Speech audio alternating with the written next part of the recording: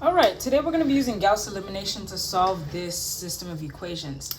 So in order for us to solve this, we can use Gauss elimination by just using this, but we like simplicity. So we're going to put this into something called an augmented matrix. And an augmented matrix is pretty much just like a bunch of brackets with a bar.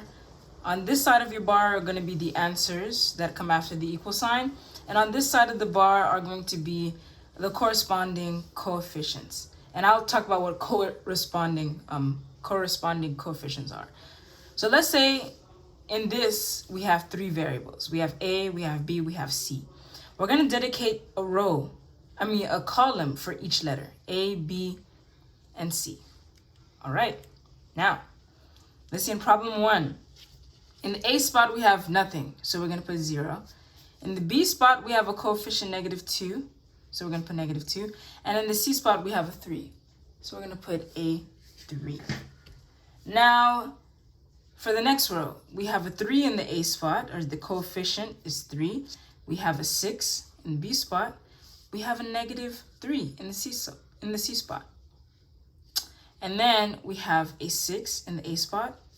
We have a 6 in the B spot, and we got a 3 in the C spot. And now we have our 1, -2, and 5, which are on the opposite side of the equal sign. So we're going to put them here, based off of the row they fall in, or the equation they fall in. All right, boom, step 1 is done.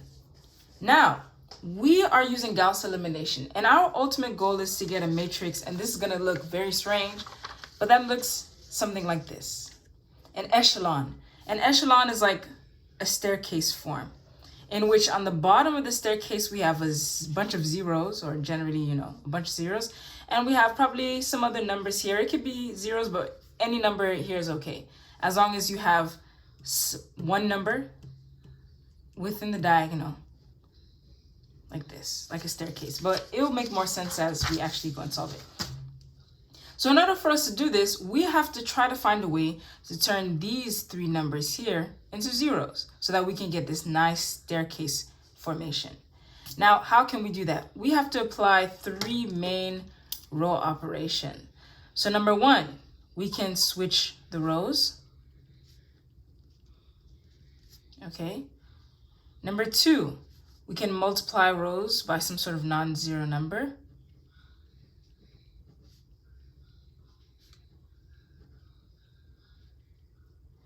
And number 3, we can literally add or subtract rows together.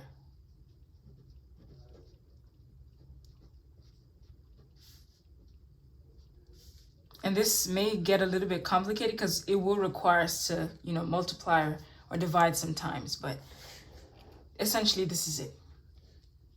All right, so let's use them. So now the first thing that we should do is try to get a 0 in this corner here. So we're going to get a 0 here first. Then we're going to try to get a 0 here, and then finally get a 0 here. So how do we get a 0 here? The easiest thing that we could do is just take this row and switch it with this row. Now, we do have some special notation that we use. So we just say row 1 will be switched with row 3. Let's see how that looks like. So this is row 1, this is row 3. We switch them. So that means in the row 1's place, we're going to have what row 3 was, which is 6, 6, 3, and then a 5. Row 2 still stays the same because we didn't switch anything, right? Just there in the middle and chilling and enjoying itself. And then in row 1's place, in row 3's place, we have row 1. All right, that's perfect. So we got our 0 here, check. Now we're going to try to get a 0 right here. In order for us to get a 0 here, we have to multiply this by 2 to get 6, and then subtract this row from it to subtract 6 from 6. So I'll show you how that looks like. So what I said is multiply row 2 by 3, and then subtract row 1 from it. And then here's the thing. We are going to put whatever we get, whatever answer we put here, we're going to put it in the place of row 2. So we're going to switch row 2 with whatever this answer is. So let's see how that looks like.